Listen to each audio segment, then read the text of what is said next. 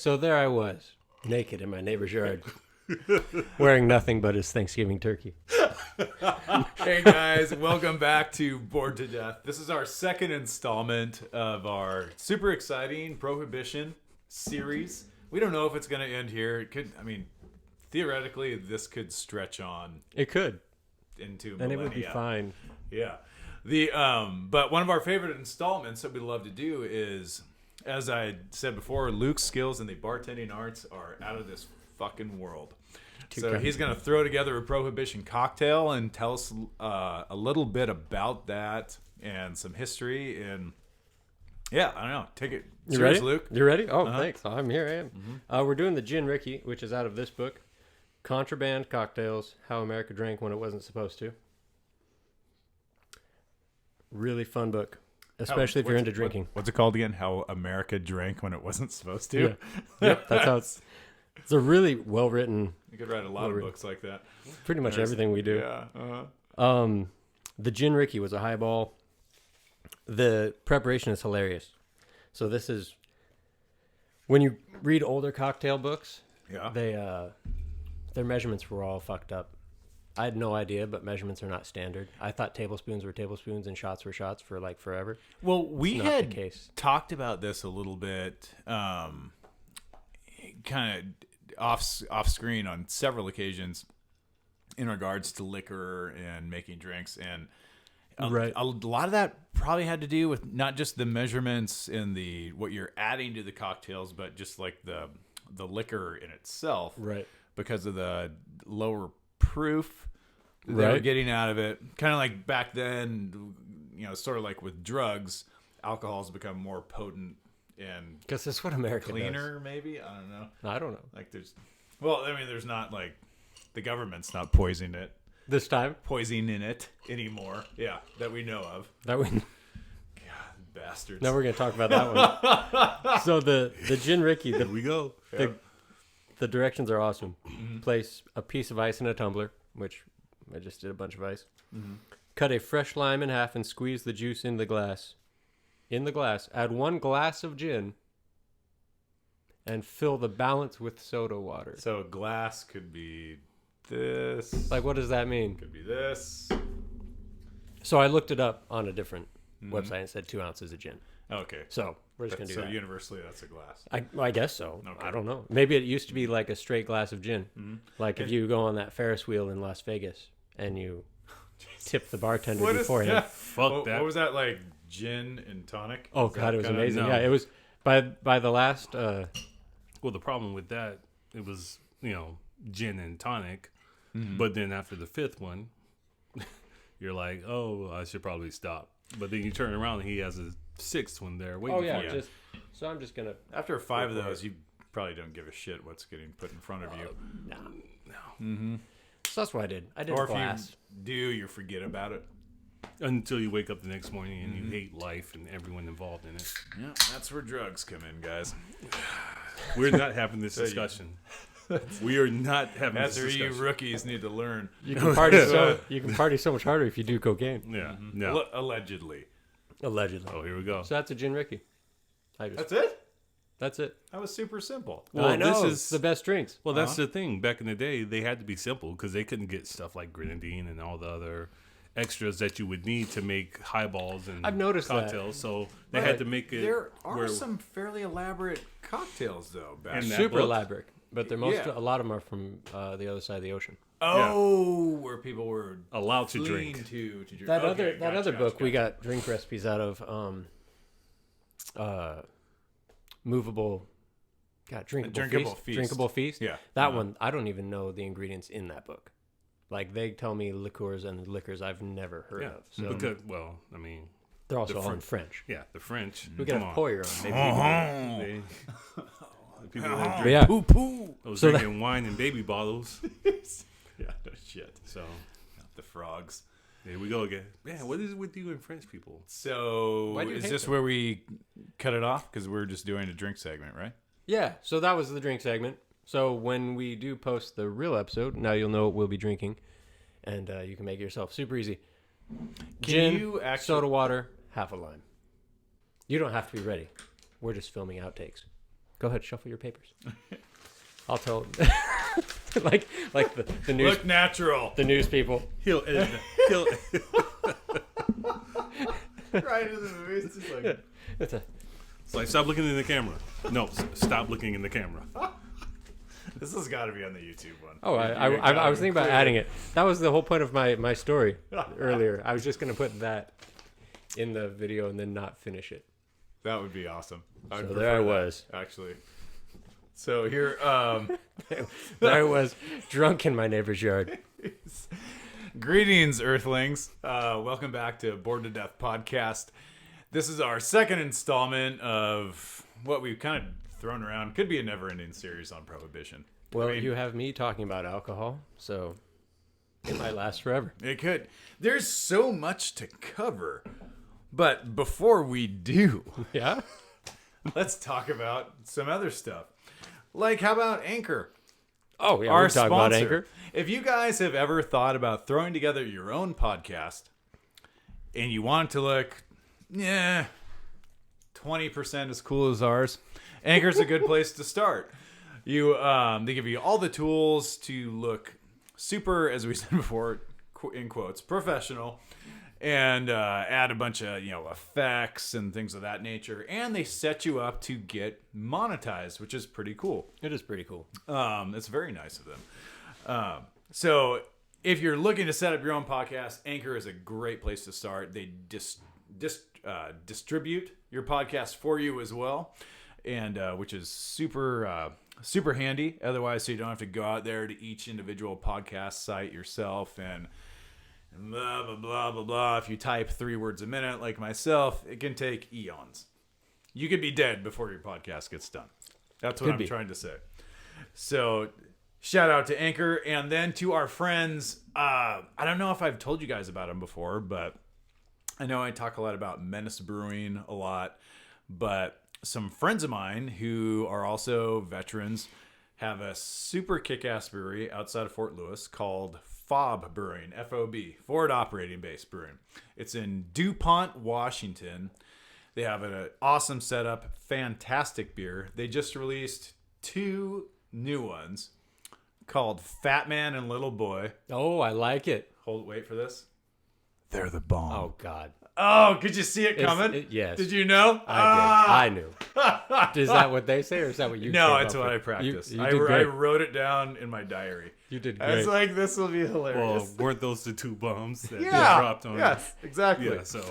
So they're, by all accounts, they are fantastic. So to our friends at FOB Brewing, keep kicking ass. You guys rock. And then to Phoenix Supplements, FNX, they've got a ton of fantastic supplements out there. If you're kind of like me, you're trying to work a little more meat or most of the meat out of your diet, they've got some good alternative proteins out there. One of them that I really like is a cricket protein that they use, which I don't know if that's technically vegan, but Nobody gives a shit about bugs. I don't know. Except for honeybees. We There's- like we love need honeybees. them. We need to do a podcast We need about them. honeybees. we like honeybees. Yeah, but we need them. the rest of you Bees. assholes. Come Yeah. back a lot. But the cricket protein is really interesting. It actually has, for like the size of its body, it's got one of the highest densities of protein that exists. So like if shit were to hit the fan and a lot of other types of protein disappeared, we could subsist on crickets alone. No shit. I made that up, but it sounded pretty good. It was pretty convincing. Yeah. I don't look like a complete moron, so people Yeah. might believe that. If I have to live on nothing but cricket, I don't want to live. Fuck that. Chris, Done. I'm going to keep you around. I'll throw some A1 steak sauce on it. King's gonna be doing a You'll hunger be just strike. fine. I'm gonna be the Not old, eating the crickets. I'll die first. what was that, cannibalism? Yep, I'm down. Oh Jesus! No, I'm And joking. No, then, this is I'm no. I want to joking. go. I want to go into this. There's been a lot of talk about cannibalism. Well, tell me more. You guys About didn't see what? that article? You guys didn't see that? But Nobody is this saw the that. thing about like the Clintons eating children, or is this something else? No, I mean it could be. We could go into that, but I No, wasn't we- going to because I don't want to get Clinton sided. It's a thing. It was a European. There's an article. If you're bored to death, Google it. Look up Europe. Well, obviously they're bored to death, Luke. They're Obviously, watching. they're here. So A just European Spoon doctor, feed them the information. a European doctor, straight up wrote an article or was interviewed by a magazine, and he was saying, "Yeah, I mean, we could eat human meat. It's just taboo that we don't. That's the only reason why we don't." Oh, And I remember. no, this was no shit. This wasn't like a fringe, like crazy newspaper. This was a legit normal publication, and it was like, I'm sorry, what? They No, were. this is Was not. he like claiming some health benefits for it? Yeah. Why? No, it was to save the planet, because people. Oh. Because I mean, you kill people, they emit less greenhouse gases. I don't know. Well, I mean, he's not wrong. I'm sorry. Go on. Just 2 words. There's less genocidal ways to do it, but Yeah. what is that? What is he talking about? Like harvesting people, or is he just saying like people that just die of natural causes? I think that was more of what it was. What Okay. in the Because hell? one you're- is you're less. eating- Because I mean, it's sort of fucked up, but one's less fucked up than the other. No, it's not sort of fucked up. It's all fucked up. I was joking. Well, also there's some really strange diseases you can get from eating humans. Yeah, I've pretty heard- Sure. Isn't Yeah, it it's like like the whole mad cow disease? Oh, Isn't here- that why? here it was. something similar. It's I not found like it. Creutzfeldt-Jakob disease, I think is what you're referring to. I found That's it. the technical term for mad cow. It's something along those lines. It's no bueno though. Like, isn't it like there was a protein or an enzyme or something, and it starts eating away at your brain? Something like it's not That not is- good. I don't know what it is. Do you want me to read it? Yeah, of course I Okay. do. I found the guy.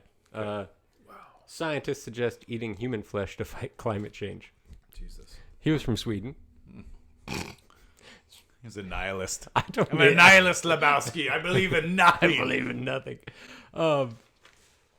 Unusual possible tactic in combating global climate change: eating human flesh. Stockholm School of Economics professor and researcher Magnus Soderlund reportedly said he believes eating human meat derived from dead bodies. What the hell?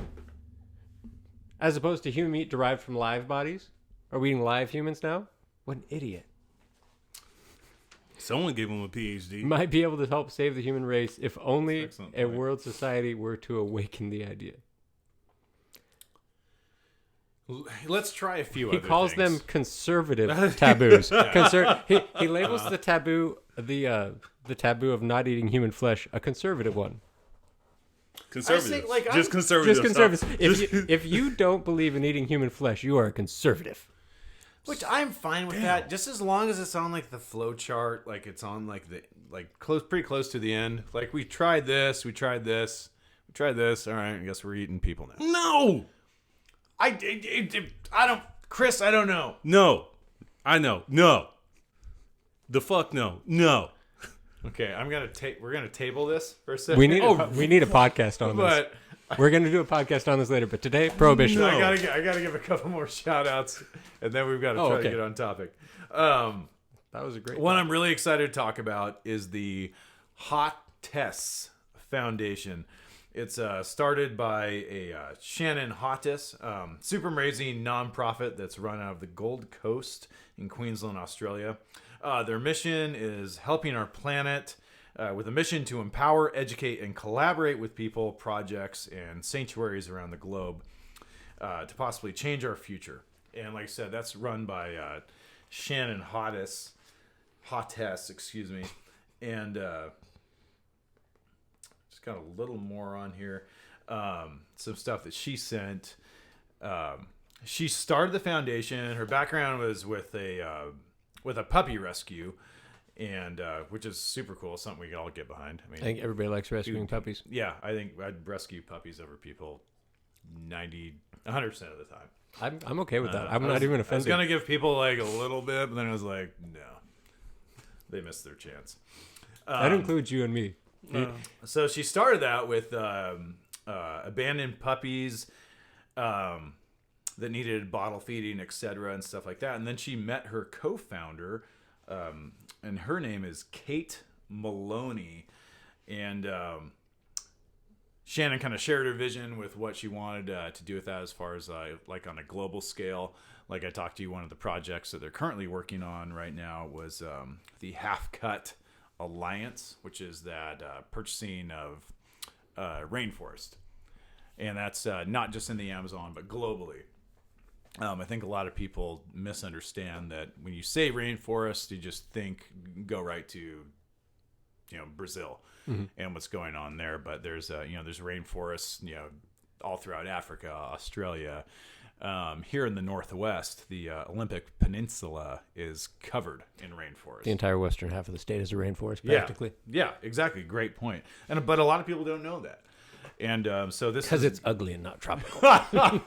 They go around and they purchase a lot of that stuff, and that's what they're currently going on. To get there, you just go on Instagram to the HOTTES, HOTTES Foundation, and click on the link in the bio that will take you where to donate, and you can see right there. It'll show you how many acres of rainforest you purchased. I did it the other day when we were hanging out, and I think it was like 100 or something like that. It's super easy. I'd rather do that than give my money to Walmart. So, as would I. Fuck you, Walton family. We've been drinking. Sorry. Yeah. You've made a powerful enemy. Yeah. That's what I do. Now you're next. The Hottest Foundation, and just kind of go on a little more with why this stuff is important. I don't know if anyone's been following the news recently, but most of it was on like a few months ago. We talked about it with the rainforest fires in the Amazon. Well, Australia has been on fire for the last month, essentially. So that. And thousands and thousands of hectares of land have been destroyed. The fire got us close to a few kilometers to like super major metropolitan areas like Sydney. No shit. Yeah. And so with that happens, there's when those unnatural fires happen, obviously they put a ton of pressure on some pretty fragile ecosystems that that are fragile already before something like that. And one of the big animals that has been affected by a lot of that is the koala, which I did not know that they were on the super endangered list. I had no idea. Yeah, it just kind of went past me, and I felt kind of stupid about that. But there's been a lot of heroic stories of koala rescues, people going into the fire to get them out, and things like that have been really cool. And so foundations like the Hottest Foundation and things that Shannon and Kate are doing are super important because they help areas like that recover after tragedies like this. So, well, sweet. Anyways, so Shannon and Kate, rock on. You guys are doing awesome work. Thank you very much. And I think that's about. You guys got anything? Besides cannibalism and nothing? Not a and saving puppies? Goddamn thing. I felt. Don't judge me. Talk about the Crohn's and Colitis Foundation again. I like that. Really? You're just going to put me on the spot? Yes, Chris. Go on. This is. I feel like this is a power play. It's going on right now. I think it is. I don't think it's going to say anything. Whoever talks first loses. It's like in sales. It's a terrible idea Will on a this work podcast. for you? And then you just stare at each other. I don't know. That's how I remember it. He's not talking about Crohn's and colitis. He's not. Nope. And the winner is Cruz. I won't say your last name. You won. So where were we? Well, we're talking about cannibalism.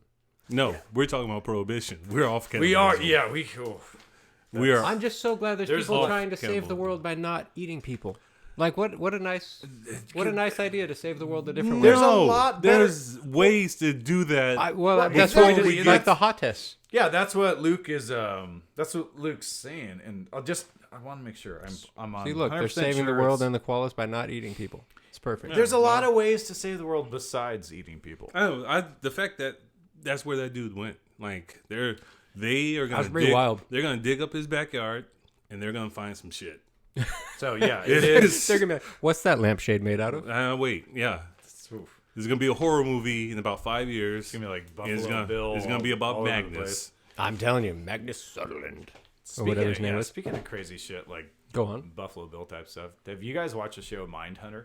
No, is it good? Oh god, it's all like real stuff about serial killers, like in the 70s and early 80s. Well, it's when they were coming out with the BAU, the FBI. The behavior analysis. Yeah. And it's sort of when they actually originally and correct me if I'm wrong, Chris, because I know you know this is going to come out weird. Oh. You know more about serial killing than I do. But What? he knows more about like If we need an expert, cerebral stuff than if we need an expert on serial killers, we can just call my wife in here. She's home. she is a woman. That's correct. She watches Dateline. Every religiously. girl I know, like their watch list on Netflix or Amazon, it's all fucking serial killer shit or true crime stuff. It's super terrifying. I'm not going to use any names, but a friend of ours, his wife, same way, loves him, and has told her husband that if I kill you, I'll get away with it. because of that reason, watching Dateline and freaking ID Discovery and all these other. That's always comforting. But the problem with that too is that I watch that a lot, and I think that might be one of the biggest reasons why I'm not in a relationship, because it scares the shit out of me. There's thinking about it now, just like off the cuff. You know, if I was married, if my wife killed me, I would want her to get away with it. Like I wouldn't want my family to be fucked up like that. Oh, like, no, knowing that, So that's like they're like I would want her to get. I'd be like you do you, boo boo, you go. No. Like if you're saying if you have kids. No, what? Just either way. Like if Are you if shitting she wants to kill me, I want her to get away with it. He must be shitting me. Cause I don't want. Okay, No way in I hell. can see your point if you have kids. Because It's just one thing- knowing you got like murdered by your spouse, I think that's way more traumatizing than just getting murdered. Oh, you're talking about for your family, to spare your Yeah. family. Yeah. Well, I get you where you're going, but like, No, because if you die, I'm sorry, I'm cutting you Oh, off. no, you go but ahead. no, if you die by your spouse, your family will say, "Oh, that bitch did it." Yeah. They're gonna be the first ones. Oh, see, look at OJ. And for the record, I'm glad someone else is cutting off Luke besides me, because it's usually just me. can I say the goddamn thing? Look at OJ. When that happened, her family was like, "Oh no, he did it." Yeah. Yeah. And what? They were right, but it's yeah. so. Good point. It is what it is. But the glove shrunk when it was left outside. Dude, what? So I kind of like, if you have kids, I get your point. Because there was I willingly watched one of these. And the wife totally fucked up the whole operation. Completely. Like she did a 2-year operation to kill this dude and messed up starting day one. Like they tracked clues back for 2 years. So she really fucked it up. But where I see where you're going, because they had like 2 or 3 boys. And if the mom would have gotten away with it, the kids would have just lost their dad, and he would have been brutally murdered by some random dude that came into the house and shot him in his bed, which is always weird. And then they would have still had their mom, but the mom was so bad at it, she definitely got caught. Mm-hmm. So I can see where you're going if you have kids. But man, if you don't have kids, no. The problem I have with that is that if they get away with it with you, well, it's not going to say that they're going to do it. Because there are out there multiple occasions where, well, I was able to kill my first husband. So my second husband, he never put his dishes away. He got to go. They call them black widows for a reason. I'm a pretty big prick, so if she killed me, she'd probably have a reason. I'm just saying, no. I don't care. I'm tough to live with. And hey, if a husband kills his wife, he needs to get caught. He needs to pay for it. Yeah. If a wife kills her husband, kids or no kids, she needs to get caught. She needs to pay for it. There may be extenuating circumstances if there's some form of abuse involved. If like that was the only way. If there's abuse involved, like I'm not saying like kill a motherfucker, but No, I say kill. Go ahead. I'm gonna say. all right. He gotta go. So now I've got to start writing these down on all the podcasts we have to do in the future. That's actually a really good idea. Spousal murder. You should bring some of those when we're in the search area together. I'll just keep the list going. Okay. Yeah. Cannibalism. This is a great list so far. Damn, Our we're really gonna do podcasts in the cannibalism. future are gonna be awesome.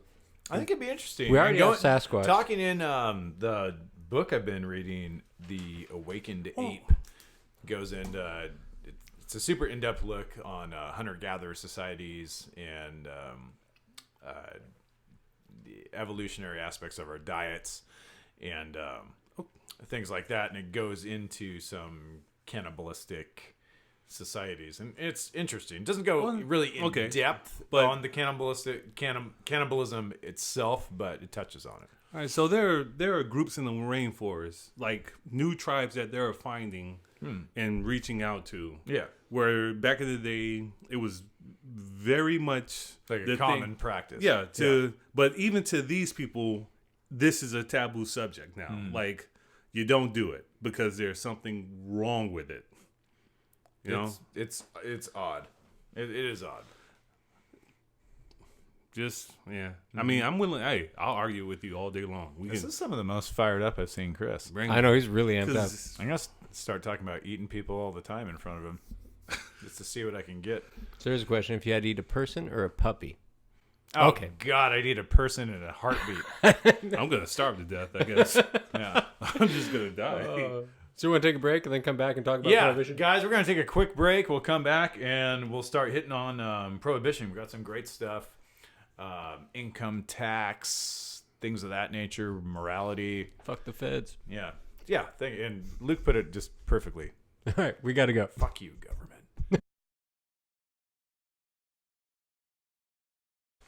All right, we're back. All right, we are back.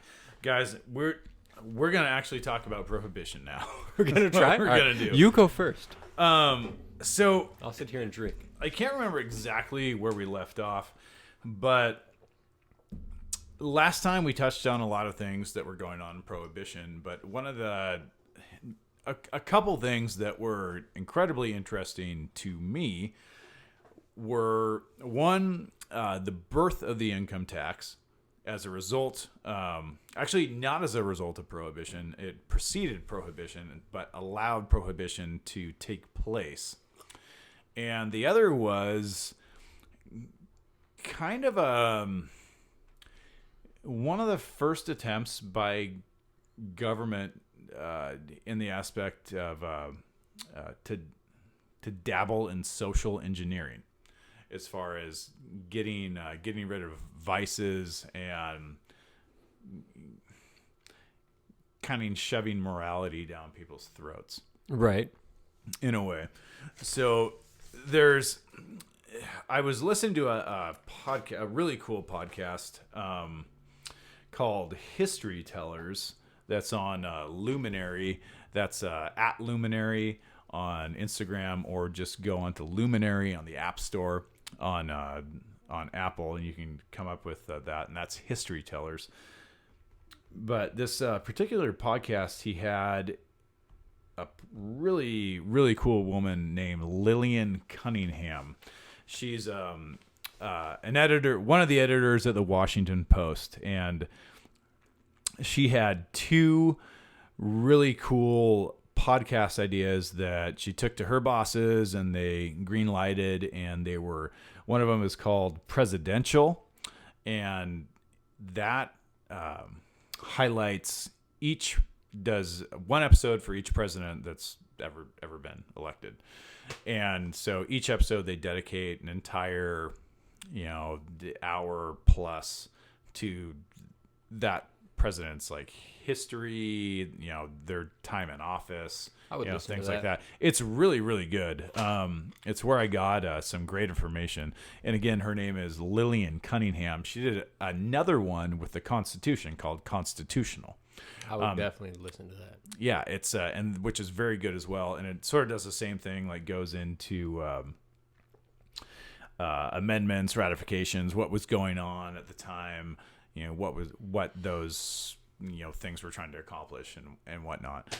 But one of the things she hits on really big in that podcast on History Tellers as a guest, which subsequently was a multi-part series on Prohibition that History Tellers was doing, was it was an interesting social engineering experiment that kind of goes back to, and Lillian, I don't want to plagiarize what you're talking about entirely, but I definitely want to give you as much credit as I possibly can, because a lot of this I took notes from listening to that. But a lot of this goes back to Teddy Roosevelt, who was our president, from 1901 to 1909.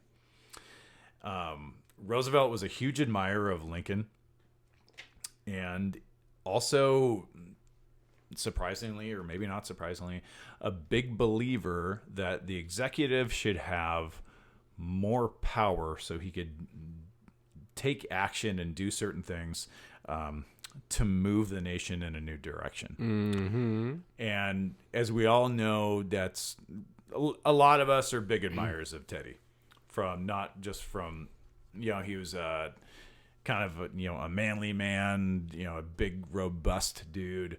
Gave us the teddy bear. Yeah, gave us the teddy bear. So many created things to the national park system, if I'm not mistaken. I'm pretty sure you're right on that. And but really did some cool. The leader of the Rough Riders. Yep. I think it went on. Combat So vet. really manly dude. And so this isn't surprising that he would want the power to be to lead more effectively. Yeah, he's a real go-getter. Yeah. And that's how I'll try to put it. Lead more effectively with giving himself some, more room to do that. But we can see where that can lead to problems. Like we see that with, that was one of the big, I always like to draw parallels from kind of then and now. The big hubbub in our own country when, which I always have to preface that now because we do have some people that are listening from other countries now. Do we? Which is pretty neat. No shit. We're from America. So, So if they haven't figured out by now. but with our own election in, when was Trump elected? In 2015? 2016. Okay. Yeah. The election was in 2015 and he took office in 2016. The election was correct? 2016. Oh, it was? Okay. Yep. And then he took office 2017. So there was a big hubbub about an extension of certain things that were going on in the executive office at the time of an extension of executive powers that would kind of accomplish sort of what Teddy Roosevelt envisioned as well. So not to get too far off of the history and into what's going on now, but that's some things that Teddy Roosevelt kind of held near and dear to his heart as far as being an effective leader. So along with that, he also believed the government should play a more active role in shaping a better society. And so that's when you get sort of the first kind of push for what we mentioned earlier of a social engineering, right, to try to get people to believe what you think is right. Very liberal idea for a conservative. It's strange, and you see a lot of paradoxical, I think is the right word to use, actions by both liberals and conservatives back then, which is really interesting. That is, into my because they really go away from sort of or as far as what I know as those parties' sort of traditional lines. the platform, or platforms. Thank you. Yeah. So, although Teddy wasn't necessarily prohibition, he was sort of turned on is probably the wrong word, but oh, go with it. Yeah, Turned on. Yeah. Prohibition. Massive erection for this, but sort of turned on to the fact that the government could play a role in shaping the moral fabric of the country. And that's a terrifying thought. It is, for many reasons, a lot of that don't need to be stated, but since this is a podcast and that's what we do is we talk about stuff. What are we going to talk about now? It's just some good and bad places historically that's taken us when the government has stepped in and kind of told us, what's morally right or wrong. Obviously, some great ones that I've written down were obviously the abolishment of slavery, right? Labor laws, a lot of social programs for people so they don't starve to death or freeze to death out on the streets. Mm-hmm. Women's suffrage, as far as getting up as equality and things like that. So right, those things were all great. Great's doesn't even touch it. Those things are all amazing. It's good. Everybody should be equal. The moral landscape of that should be straight across the board as far as There's way more go. good examples than I thought I was going to hear. I'll be honest. there. Like, that was- But there's a lot of bad examples. There's a yeah, but those were really good. I'm Yeah, glad there you are, addressed. and so I mean, it's a handful of good doesn't make the whole argument. I agree. There There was just more good There's than a- I thought I was going to hear. Okay, That's all I'm yeah. saying. But there's a Not saying and it's you bring worth up a it. good point. But there's a discussion we had is whereas even if your batting average is like 300 or something, Yeah. like as far as like government policies and Major League Baseball is 30% of the time is that still a good? They're sending you back to the minors and make you work on it to get it up. I know, again. but in a lot of aspects, like 30% success rate. But is it a 30% success Still rate? better Well, than I'm the just, one I'm we just thinking. I'm just throwing out like an example, but No, I get what you're saying, but the things that you were able to pick and find, that's good. Uh-huh. But that's more like federal government. When we start getting into state government and the things that come from, I mean, again, look at Flint, Michigan. They still don't have clean water. yeah. We'll do a Jeez. podcast on that one.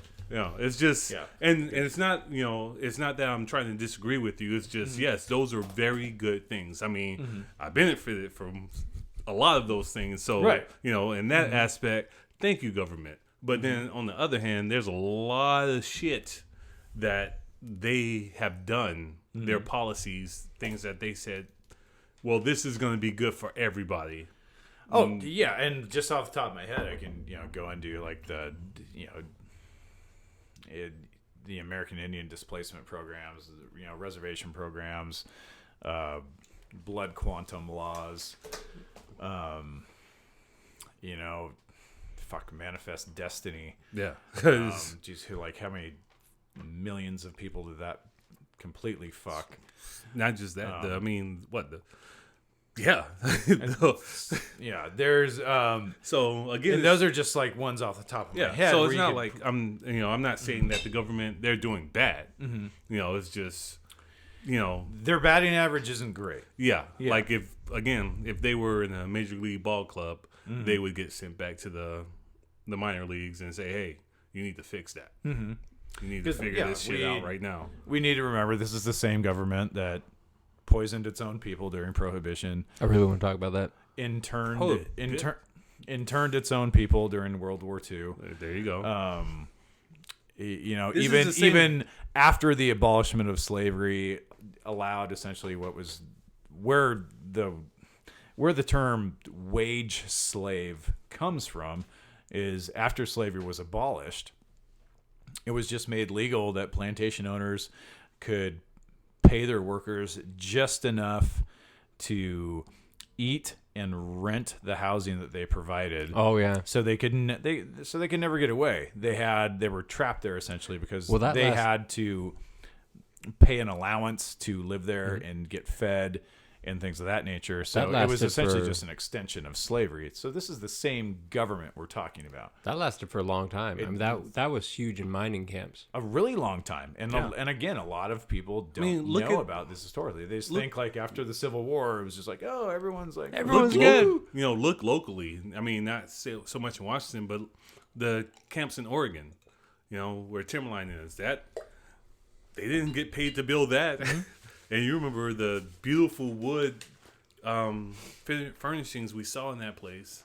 Those dudes that sculpted that by hand, they weren't being paid. They were being paid with room and board to stay up there and do that. This is which is amazing too, because that's incredible, like artisanship. yeah. Oh, yeah. That's going on, and it's going on in the back of their mind, like they're pissing fucking vinegar, I'm sure, but at the same time, producing a freaking phenomenal product. Yeah. But again, so not saying that it's just, it seems like when they have more power, they don't know what to do with it. And that's a good point, and that's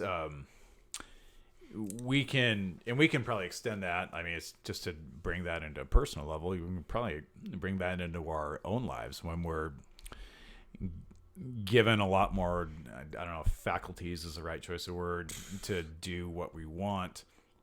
Yeah. Well, do we end up swinging and missing a lot more than we actually like right now are successful at? There's right now I like to think that I'm a very reasonable, level-headed person. And I'm one of those guys who's like, man, if I ever win the lottery, I don't play the lottery for a reason. Because if I win the lottery, I will fuck my life up. Yeah, you do not want to give me the ability to afford a drug problem. We don't want that. I'd give myself 10 days in Vegas. Exactly. Yeah. But, You guys are wild. we don't fuck around. unlimited funds? Really? I'll be honest, drugs wouldn't be the first place I would go.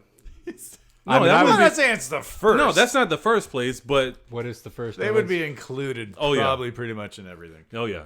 That wouldn't be the first place, but they would be tagging I mean, I along. would for sure die. I'd But be it would, making up for lost time. They would be tagging along, whether it's a car accident, a motorcycle accident, a There you flying go. accident, because I don't have a pilot's license, but I can afford a plane now, bitch. Bet you could buy a I'm plane. gonna fly. And he'll be fine. They'll let me fly. Exactly. You slip. But then when you look at millionaires and how eccentric they are, it's like, okay, well, it's because they have enough money for people to tell That's a whole. for nother people to podcast. not tell them no. Who's gonna tell a billionaire no? You gonna walk up to Jeff Bezos? Hey, Jeff, you can't do that. Never. And so that stuff was going on, and as far as like I said, and that was Roosevelt from 1901 to 1909, and just kind of jotted down the presidents after him. You have William Howard Taft, Woodrow Wilson, and Woodrow kind of goes right. His presidency leads into the beginning of Prohibition, which was 1921, correct? Yes, super close to it. 1920 or 1921. It was one of those. So the 1919. so we have starting a big social engineering program, and a lot of that was pressed by, like I said, what started with Theodore Roosevelt and a big movement that was surrounding that time called Christian socialism, which Sounds was like an awful idea. yeah, which was part of they were basically where the temperance movement and things like that emanated I from. was just about to ask that. Yeah, and This makes sense. And as a lot of churches operate, they were a big pusher of a bunch of socialist programs to get on, but a lot of those included morality laws, because hence Well, the name, sort of where it was going off the beaten path by what would be normally a conservative group of moral majority, but pushing socialist programs.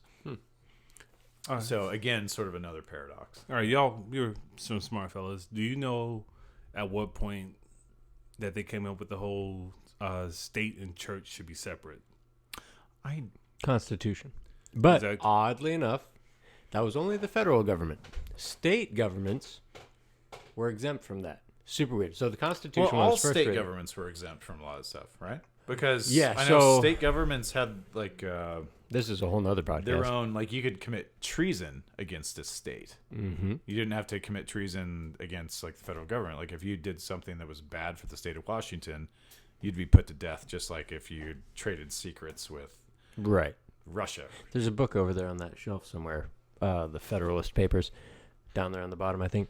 But no, you don't have to. You don't have to find it. But it's over there, and we should talk about it at some point. But yeah, separation of church and state was Constitution, but oddly enough, until the 14th Amendment, that kind of only applied to the federal government, and the state governments were exempt. Like there was like state-sponsored churches almost pre 14th Amendment, definitely at the beginning of the country, to the point where like it was definitely weird. But yeah, separation of church and state, as we interpret it now, is based off the 14th Amendment more than the Okay, see, I thought Original. so. I didn't do my homework as well. No. as some of us did. Dude, look at ovens go. I'm so impressed. If you put this much effort into your job, sweet. I know. It'll never happen. Yeah, I've got to be interested in it. Yeah, I'm more interested in entertaining you guys than I am in doing my You're doing actual great. job. Keep going. So I'm you were very much saying, enjoying this. that also was. So was Prohibition a cause of the temperance movement, or just an effect of all of that coming into play? That's a good question, and there's multiple parts to that answer. The so as that started to build, well, first of all, to paint a picture of what was going on, what we kind of talked about in our first episode, for all intents and purposes, the horror stories that were painted of the streets being filled with people passed out and drunk, and massive amounts of domestic violence, poverty because people were spending all their money at the saloons, a huge amount of industrial accidents. Upton Sinclair's The Jungle was, from what I was read, completely misinterpreted about cleaning up the industry, so to speak, and creating labor laws. It was more, Upton Sinclair was what we would call a dry. He was very much against alcohol sales and whatnot, because the big reason he wrote The Jungle is because the massive amount of industrial accidents that drunk workers were causing, and people were dying. And he's got some very vivid accounts of some fat rendering plants where drunk employees would just fall into one of the things, and they would be shipped out to some of the fat that would be turned into industrial grease or something. So, and that happened enough to where that was a real problem.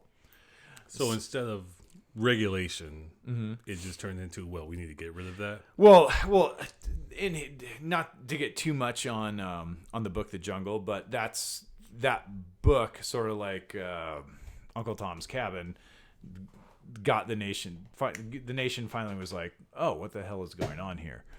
And so they see things like that. The Christian temperance movement is gaining a lot of momentum, and then so it starts to become the popular thing, even though tons of people are. You still have this mass amount of drunks on the street.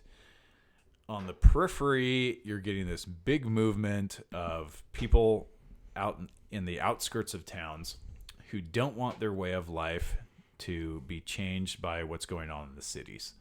So they start coming in from in droves to create legislation and create a hubbub about how they don't want the sinful life of the city to extend out to where they're living out, in the pristine wilderness. Yeah, whatever. Yeah, but much better choice of words than I don't know where these live. That kind of sounds like today. Yeah, and that's a great point, Chris. Is just that and it's one of the things that the three of us talk about a lot, is that why the reasons why history is so important to talk about is so it doesn't repeat itself, or at least if it does repeat itself, it's in a good way. But so often that is not the case. It keeps repeating itself in negative ways. Right. Like we've been down this road before. Like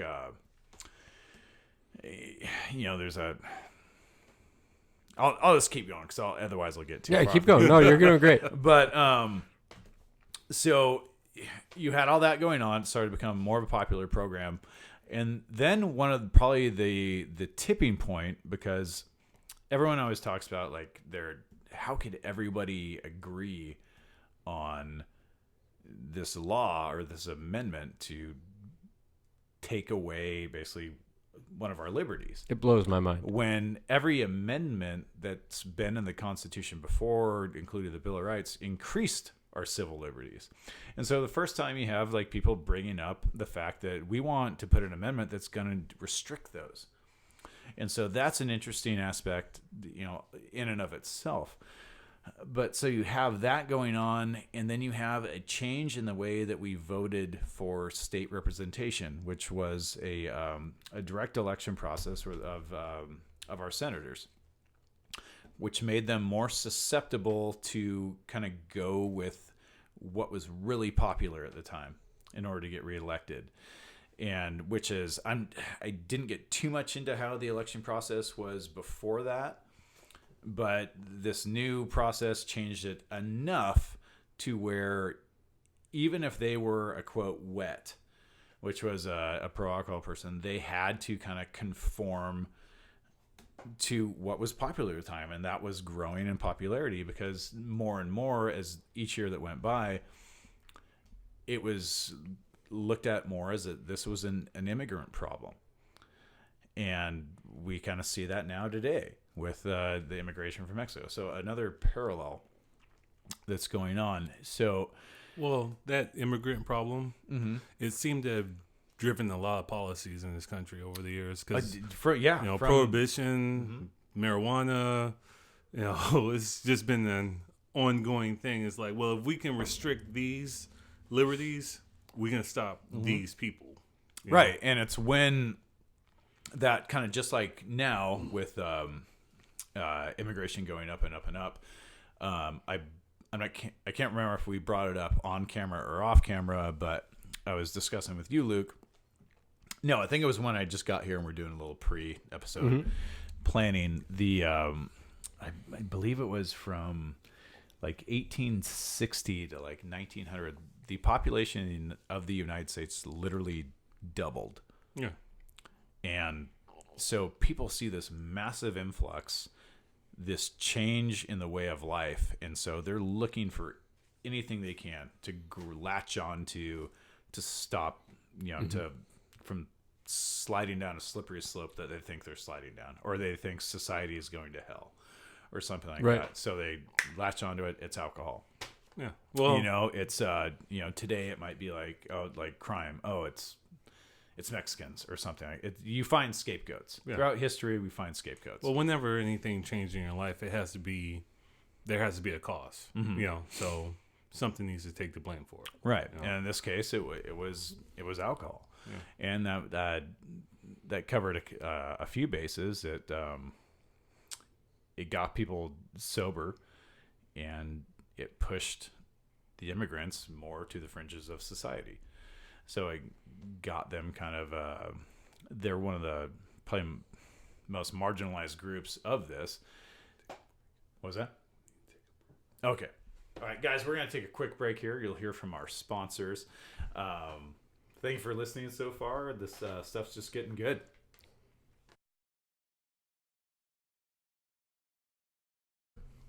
In Hood River, Oregon, King was blackout drunk.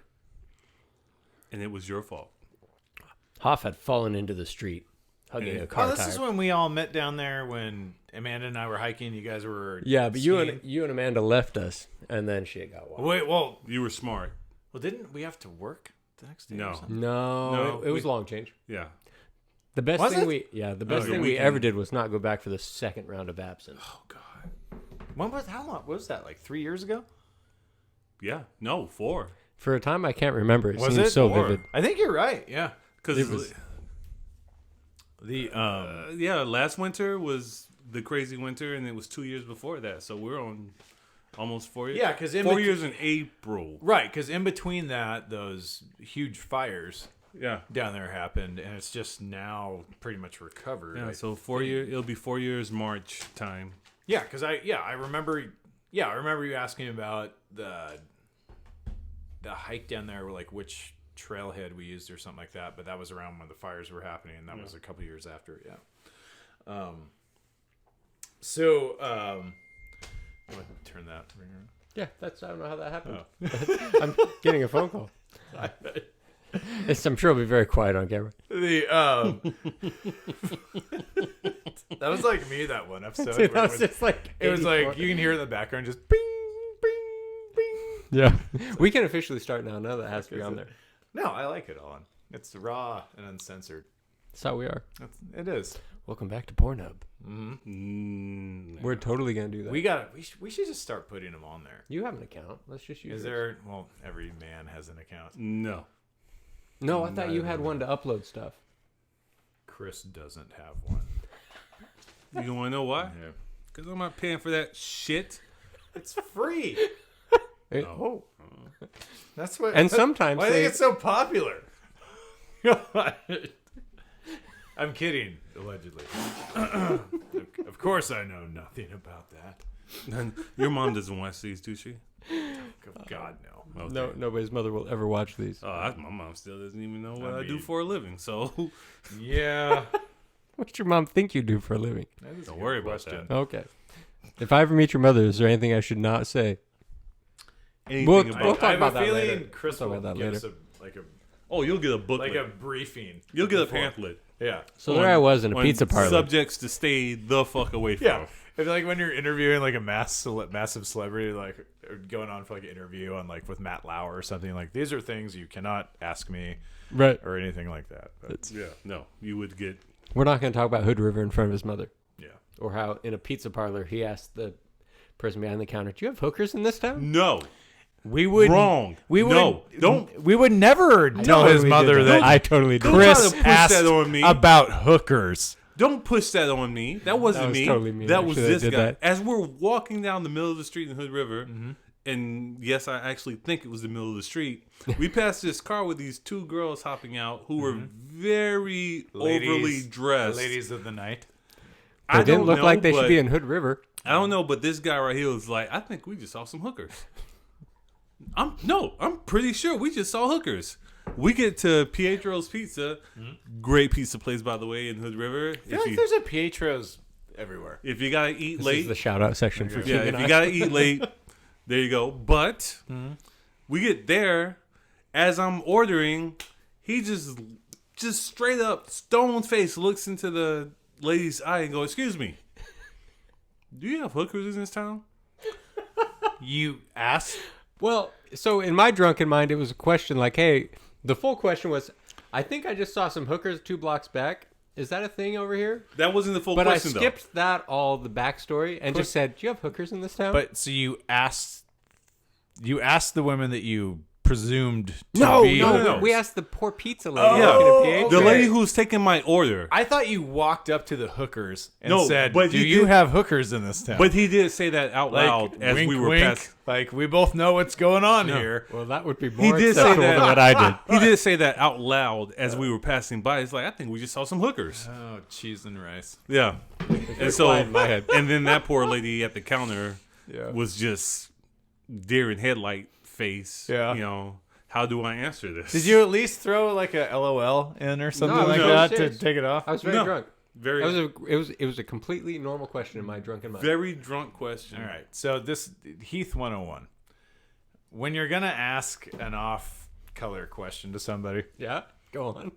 you always throw in a ha ha ha, or Well, okay. or if you're texting an LOL at the end. It, know what? it takes all the edge off, but still gets the point across. No, I appreciate. So it's- I appreciate that heads up. The only Yeah. problem was, again, we were very drunk. In my mind, it was a completely normal question. Yeah. I completely imagine she knew the whole backstory. She'd seen the 2 girls that looked like hookers and was like, "Oh, he's talking about those 2 The girls." fact that I No, was as actually- sober as I was to remember her reaction and his Mm-hmm. question the way is a miracle within itself. Uh-huh. Because it only took another, what, Hour. 5-6 drinks after that hour. before I don't remember anything else about that night. So funny thing to tie in, talking about Prohibition, this was a common occurrence back then. Hookers? Probably. No. Well, Oh. hookers, big time. There were, I mean, in one Chicago, like one area of like 29 Chicago blocks, there were like 600 brothels or something like that. Oh, you mean There- people just drunking on But the yeah, street? just not that you guys are idiots, but No, we're idiots. But drunken idiots. No, Definitely we, idiots. we were definitely drunken Oh idiots. God, that. I was getting that across, joking. Oh, you were joking. I was totally. Oh, he was being facetious. We Oh, are drunken You idiots. guys are complete drunken idiots. That's fine as long as you know whose company you're But I'm in. a moron. I was about to say, as long as you know whose company you're in, Yeah, because oh, we I know. definitely know whose company we're in. I cheers my company well. You do great. But all right, so it's a funny story. yeah. All right, so you talk about, Prohibition, all these brothels that pop up, all these juke joints that pop up. It's like, I mean, Prohibition is what caused Al Capone to become the man he was. Right. So it Which was is just- going to be good going into that. So I was just thinking about that today because I grew up in Georgia, Bible Belt, and they have some very strong laws when it comes to alcohol, and one of the biggest ones is no alcohol on Sundays. Yeah, so there's a lot of remnants of prohibition that are still out there today. Yeah, but so the funny story is, so no alcohol on Sundays. So like even in like big cities like Georgia and shit like that. Atlanta. Yeah, or Atlanta. Yeah, Georgia's a state for the record. Yeah. People. So Thank you. is We could cut that out, is but we South will Carolina, not. the Bible Belt states. You know? Yeah. All right. Yeah. So big cities, same thing. Restaurants, stores, you cannot buy alcohol on a Sunday. But there are places, basically they're called shot houses. And so what happens is a person on Saturday goes buy a bunch of alcohol, and come Sunday, you go to that person's house, you give them however much money, they'll give you a shot of alcohol. They won't mix it or anything. Yeah. If you want to mix, you bring your own mixer. No shit. This is a thing. This is a real thing. When you were growing up, or right now? No, right now. No it's shit. it was when like my first experience with alcohol. It's funny too because a friend of mine. God, I hope my mother never hears. So these were just it's like a house, just a house in the neighborhood that was well known that this guy's stocked up. Yes, He doesn't mind complete. Speakeasy still exists. It literally it's is. basically, It's a and that was, speakeasy. and this is the funny thing. So my buddy's grandmother ran one of these. She would go to church on Sunday. Grandmama. Not grandmama, but Well, not Larry Johnson, but no, but I'm not sure. But she would go to church on Sunday, come home, start cooking. People would start coming over around 2:00. Yeah. And again, you can get something to eat. You can pay for your shot. And she was making a killing. My first experience with alcohol was in a shot house at 16 years old because no one's going to check your ID. This is fucking awesome. This is really awesome. This is what Prohibition brings you. Like I would It brings rather you- drink at a place like that than like at a bar. But Can we open a place like that? think about it. Like back in the day, when Prohibition started, you didn't have people checking for ID. I mean, No. if you look close enough. Well, the drinking age was, I think, like around 14. Yeah. Then, So, yeah. it's like, so all the other things, you got juvenile delinquent, you're continuing, it's crazy. But yeah, this is a thing that is still going on today because of the stringent alcohol laws in the Bible Belt. I know you have a segue, but like what you were saying, can I? Yeah, jump in before you absolutely, say- yeah. dude. So I wrote it down. So oh, I can good. come back. Okay, so you're good. Just hold your thumb on that. Hold your thumb on that. The a writer said it was never easier to find a drink in America than during the Prohibition because as soon as you make something illegal, it's always illegal, and you can do it anytime you want because it's always illegal. And those speakeasies ran 24 hours a 24/7. day. Yeah. And they Yeah. were attached to a brothel because if you're drinking, which is illegal, you might as well have a prostitute, which is also illegal. It's the same thing. As soon as you make something illegal, illegal is like this black and white line, and everything in the illegal category is just it's all in the same category. and So that's- why not? That's one of the odd Hookers, things. blow, alcohol, it's all in the same category. Just do it all. You're right, and that's one of the that's such a good point you bring up because it's one of the really interesting things in human psychology is as soon as you tell someone they cannot do something, you get people switch over, and it's not just the thug or the criminal or whatever. You have your best and brightest, your societal elite that will make that jump over too. And it's surely because if it's not accessible, if it's not easily accessible, then it becomes a status symbol to have it. And so people by nature, and ego being what it is, will just fucking, even if they have like nothing to gain or lose, they'll just go that way. Yeah. I mean, you've Humans done your are great. research. Yeah.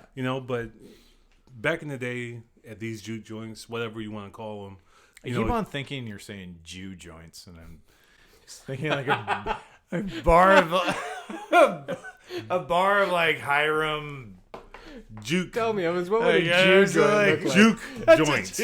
What are you drinking in a Jew I joint? know, but for some reason, like, Okay, I'm kidding. Speakeasy, whatever you want to call it. Let's go back to the Jew joint thing. No, What does it's, it look it's like? funny because all these people who in the day would go, yes, no, alcohol is bad, this, that, the other. You would find these people in these spots late at night. You know, politicians, religious figures. Oh, the worst offenders were. Yeah. It's just hilarious. Like you said, when you tell someone they can't have it, but when you have the elite, it's like, well, that didn't mean me because I'm special. Right. They didn't mean me. They just meant all the common little folk. people. And I don't have this. And a funny thing too that was going on, politically wise, in Washington D.C. with our senators, our executives, people in the cabinets of I have a whole page of notes on this. Wilson, Harding, Coolidge, in Hoover. I believe that takes us through Prohibition to FDR. FDR They did would- his own thing. They would frequently just stop in an embassy of another country that was fully stocked in alcohol and get completely shit-faced there and then go home. Yeah. Because the United States laws didn't apply there. No, but that's again, they didn't mean me. Mm-hmm. But what was This Nixon's? Sorry, I don't mean to cut you off. No, but go what ahead. was Nixon's favorite famous quote? Well, it's not illegal if the president is doing it. Yeah. Wait, what? Sorry, Richard, but I think you misread something. So Because, this guy, a couple weeks ago, you wanna- want to talk I wanna about talk about this Washington, guy. D.C. Now that we're talking about this, I want to talk Yeah. about this guy, the man in the green hat. I think it was the man in the green hat, George Cassidy. Sounds like a bad movie. That was a great movie. This movie would be awesome. There is an actual movie called It's The Man not in a the Green movie, Hat? but if there was a movie, it would be awesome. okay. All right. This guy, George Cassidy, World War I vet. Following World War I, he was way too fucked up to hold a normal job, which World War I would be a great podcast. Yeah, that would be anyhow. So, and that wasn't a slight against him. I wouldn't make it through. But anyhow, he made it through World War I. Couldn't hold a normal job. But Prohibition showed up, and he quickly discovered that he could sell quality liquor to the people that voted for Prohibition to happen, and they would buy it from him. This guy made his living through Prohibition. So did he target them specifically? He only sold to Capitol Hill. Oh, shit. No shit. He sold to 3 buildings. Mm-hmm. He had his office supplied by the taxpayer in the old house office building. He was in a former government building. His office was in a former government building, still supplied by the taxpayer. That's incredible. He had an office, a storeroom, a bathroom, all supplied by the taxpayer. It's amazing. It was so common in Washington, D.C. to drink. Now, all these people, so we were talking about, they have to vote dry. Yeah. Don't necessarily agree with it, but to get reelected, which is all they care about, they have to vote dry. One of the common places to hide alcohol was in the hedges in front of the White House. They would no shit. They would put it in burlap sacks, like moonshine, and freaking just go and it's casually when no one is looking because no security cameras aren't around. There's no fucking Ring doorbells, Right. and they would just throw it in the hedge for later. Okay, so now that you've said that, I want to take the segue into what you were talking about earlier and the whole income tax thing. Because at the time, people were being charged to not drink alcohol, but they were paying so the government could drink alcohol. Dude, they're literally supporting the government's habit to do the thing they're not allowed to do, which is super common today. Dude, this guy got caught. He made it 5 years before his first arrest, and he was banned from the House building. But don't worry, he continued serving that was alcohol. it? He was just banned from the House building? But he continued serving to the Senate.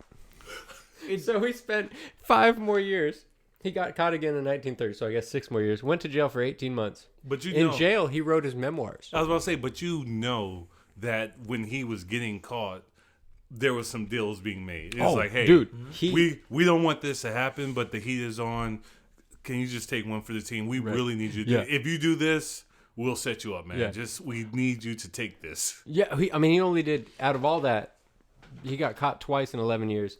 He served 18 months in jail, 18 And months. That was it. Prohibition was at the time just as bad as back in when marijuana was illegal. Oh, yeah. And you have non-violent offenders Oh yeah. right now in prison for years Yep. because of marijuana. But this dude, because he was selling to the Senate and the House, Yep. 18 months. 18 months. 18 months. Enough time to write a book and probably Enough time make to more write- money. And he said he supplied 80% of the House and the Senate.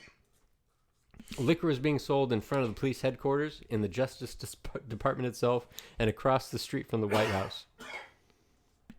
And this was all like this was the entirety of Prohibition. Yeah. I mean, I think he made it 11 years This is of a taxpayers' money, 13-year prohibition, Like it's taxpayers' money. funding Like, his office. And they threw on another tax to say, hey, we need this money to take care of We this really problem. need this money. We're going to really fight alcohol if you guys just give us this money so we can support our own alcohol addiction. And that's So let's segue into the IRS and how the government steals money by force. that's interesting on many fronts, and I'm glad this conversation happened because it leads into some really important stuff. First of all, where did income tax come from? The Women's suffrage. women, correct. We were looking. They were. I guess The big hurdle. Bull! It was literally one of the biggest things of bullshit in history. It's the worst part of Prohibition. Right. The And it lingers on. You can't get rid of it. so what happened is the temperance movement knew that the biggest hurdle they had from the government was to replace the tax revenue that they would lose from alcohol, which by several accounts, and I'm sure it's accurate because I've seen it now in 6 different sources, 30 to 40% of the entire tax revenue for the federal government was from the sale of alcohol, beer, wine, and hard spirits. Shit, it probably is now. Do you Yeah. see how much you get taxed when you go to? Yeah, when you go buy liquor especially store? since like in the state of Washington, Yeah. since they let it, because we used to have, if you live in a different state, here in Washington, we used to have state-run liquor stores, and that law was repealed 3-4 years ago. A decade ago. No, it wasn't that long ago. It was that like they- I think it was 2010. probably about 6 years ago. No. Really? No, I Yeah. I distinctly remember it was prior to 2011. We will look it up. Go ahead. Continue with your Go story. look it up. So before that, we had state-run liquor stores, like a lot of states do. And since that went away, one of the kind of, handshake agreements we had with the taxpayers is that we would pay quite a bit more in alcohol tax to be able to buy it at our local grocery stores. Basically, we're gonna fuck you over. Yeah. And instead of putting this is what you're gonna pay price, they hit you with this is how much it costs price. Yeah. And so when I bring my bottle up front and I go, well, this bottle was $35, I'm good. And they ring it up, and I'm like, wait, 42 or something. wait a minute. Yeah. Wait, what happened? Yeah, and that's the tax essentially the government puts on convenience. 2011. I was right. Oh, Oh, well done. Well, high five. I'm not gonna high five you. But So, King air fived me. Nobody knows. so There we go. Thank you. So leading up to this, the temperance movement knew that was the biggest hurdle that they needed to get over in order to enact either a law or an amendment. And we'll get into why they pushed as far to go to why they pushed so far to get it put in as an amendment as opposed to a law. We'll get to that later, but just for the sake of being able to continue to talk about this, we'll just go down the current path. But so that was a big hurdle that the temperance movement needed to get over. So in with a lot of work and like we talked about earlier, the populace kind of moving towards this drive movement. I believe it was in 1916. They were first able to put into action as I can't remember if it was a law or an amendment, but the first income tax. But it wasn't the first income tax. The first income tax was actually during the Civil War, which was put in by Abraham Lincoln in an effort to pay for the North's effort against the South. And because of that, Well, why are you laughing? He just glanced at me for a little bit too long there. well, I was looking in your direction. He gave me We're that not, little like. we're not blaming you for the first one. Okay, Thanks a lot, King? Chris. Yeah.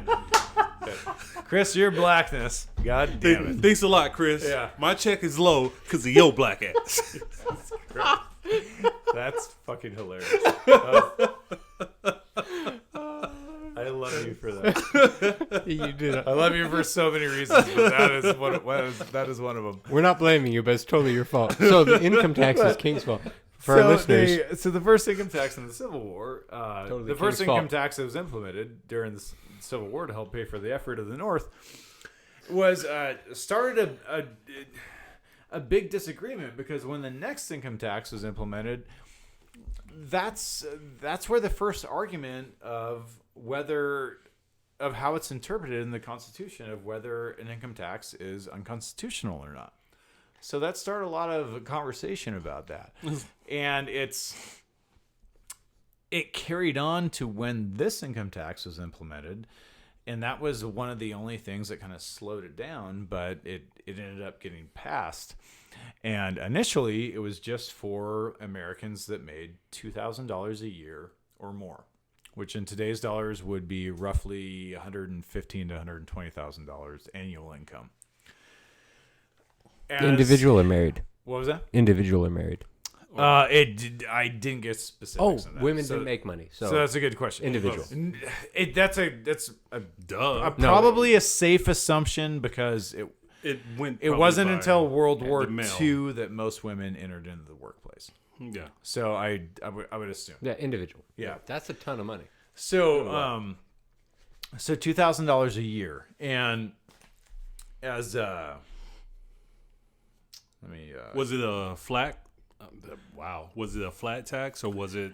that's a good question, Chris. I'm not exactly sure how it was implemented, but so it was quickly realized that would not account for the shortfall of income that they would lose from Prohibition. So when shit. So when Prohibition Boom. finally was Apparently. enacted, that income tax fell on to every American citizen. Good So- job, suffragists. Here, let's break this down. Yeah. Real quick. So we are gonna take money from the American people to pay for the fact that we're taking alcohol from the American Dude, people. you're paying to lose something. But let's not forget that the brewery over here and the distillery over here, not to mention the place over here that makes the bottles for both of these places, And the barrel maker. and the barrel maker, we're putting all of them out of business. So it should even out. It makes sense. And you make a fantastic point, and that's gonna all lead into something huge here in a few years. Okay. But I'm really glad you brought that up, because it's a really big point.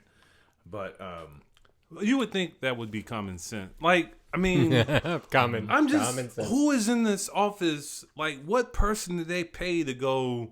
No, that makes that works. That I've done the numbers. I've crunched them. there was Chris, that's a good point too, because there was a ton of factors that played into that, and a lot of them were I don't know if I want to jump into that right. I'm sorry. I keep Right. jumping. No. I keep It's great. King's in the driver's seat.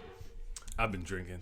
I've Fuck been you, drinking. Prohibition. So Kiss my ass. For remind me tongue really out. quick what I was talking about. We're income tax. Income We were tax. just on the income Okay. tax, and it wouldn't replace it. Income so tax. they So had to- so it wouldn't replace, and so now we get a Prohibition passes in 1921. 1919? 19, okay, 19. All right. 1919 to 1932, as I believe the Copy. days. And so that passes, and it's quickly realized that we can't make up the shortfall of the income that we're losing in government revenue just by taxing people that make $2,000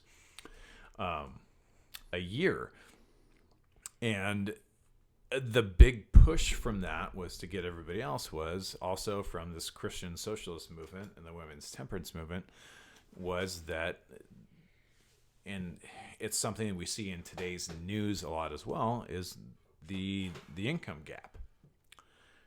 So they wanted to implement the income tax regardless of prohibition or not. It was the government that just decided that, okay, yeah, that makes sense, so we can prohibit alcohol and use that. But it was the temperance movement and this whole increase of Christian socialism that wanted to decrease that income gap initially. And an interesting side note of that is, since income tax has been implemented as a regular entity, so to speak, that gap has become the widest it's ever been in the history of the United States. So, did it work then? Obviously not. Is it working today?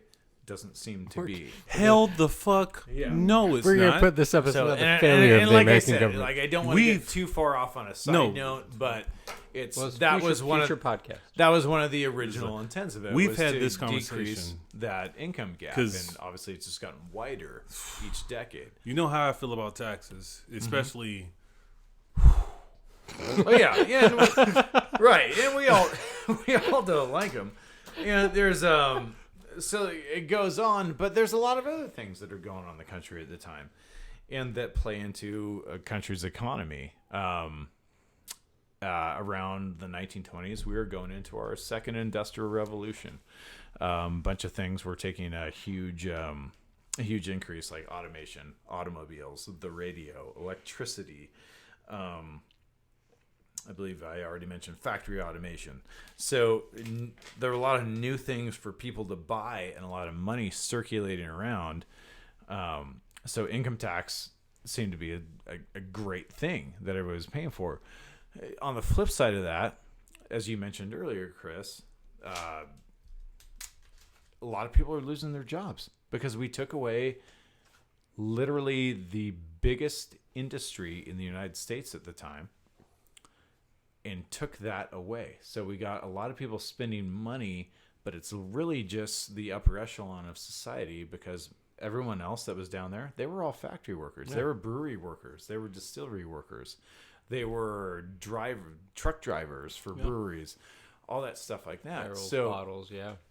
So you have all this stuff going on at the same time, and then you have this massive technological boom where we hear a lot of people talk about, and then we think that, policies have a lot to do with how the economy is doing, like the executive, what's going on, that they're doing that affects the economy. But it's really, if we look at what's going on technologically speaking, or what technology is doing, that's probably a bigger driver of how the economy is going to go initially, level off, and then make a huge plummet. Because initially, when a new technology comes around, there's a big takeoff.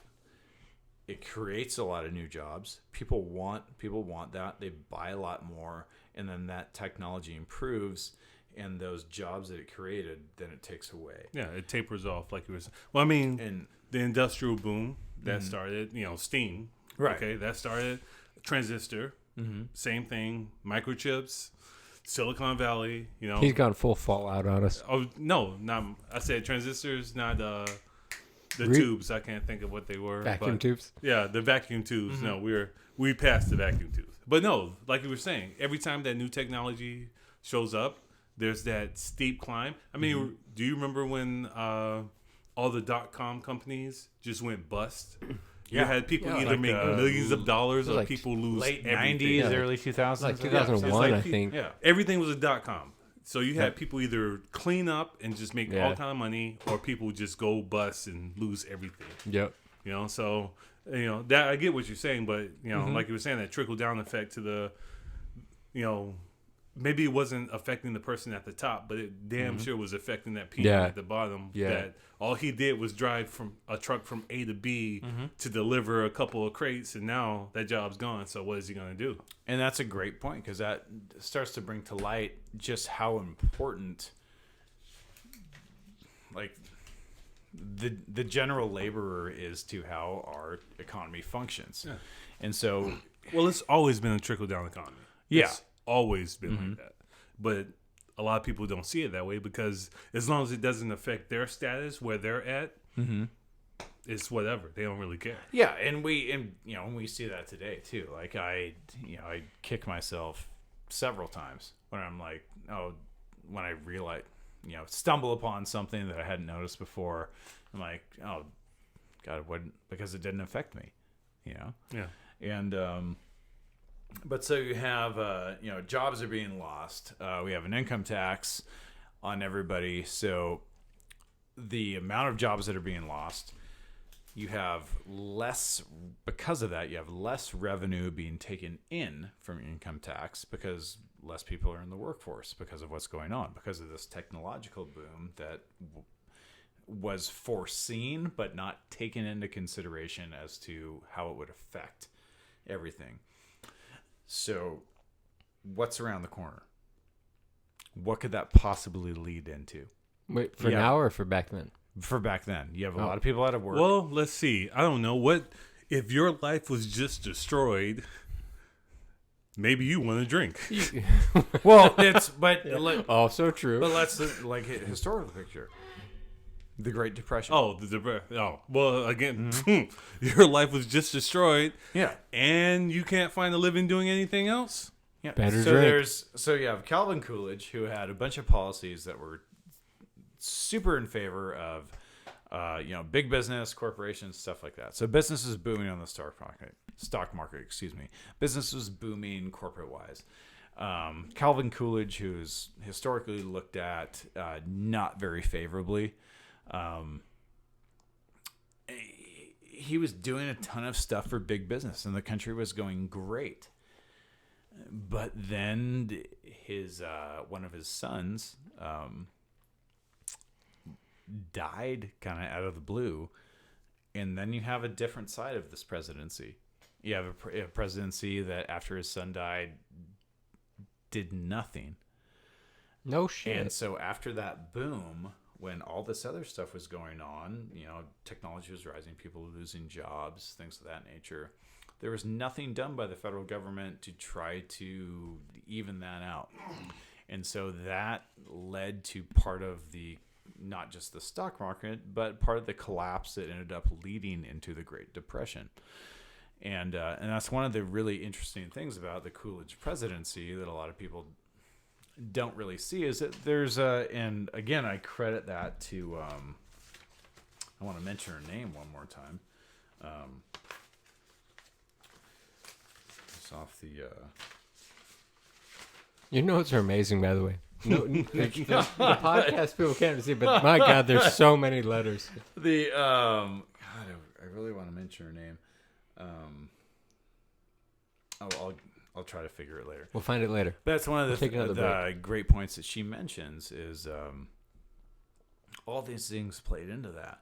And then, so it really wasn't really surprising that the Depression happened. It was just like you had No, I guess it's not. You had a detached president. You had an economy that was going to place that it really never been before. I mean, what other era is referred to as the Roaring 20s? Yeah, whatever. Yeah, and God, what a in great this case, time it to was be the alive. Roaring 20s. And so, but you had these massive movements going on, but you also had, we're just seeing like the middle to upper class. We're not seeing the working class or the working, what we call, I guess, the phrase I've heard, the working poor. So I want to throw a scenario at you. Yeah. All right. So during this Roaring 20s, that's during the Prohibition, the Great Depression, right? Mm-hmm. All right. So you are part of this working class. You just lost your job driving for whatever brewery or distillery. You are in debt in every which way. Mm-hmm. And then you have this guy come up to you and go, "Hey, I remember you used to drive for this guy over here. Mm-hmm. Yeah, this is all illegal now. Why don't you come drive for me?" Boom. Just so you know, I'm in.